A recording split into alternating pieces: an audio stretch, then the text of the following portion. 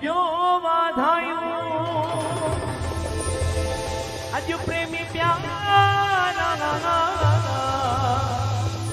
अज आयो झूलण जो मेलो सजो साजो चालियो मंदिरवा सुहिणे चालिए जे मेले में हो आए अज खुशी जो आयो खुशी जो आयो अज चालिए जो मेलो आयो तुझे चालिए जो मेलो आयो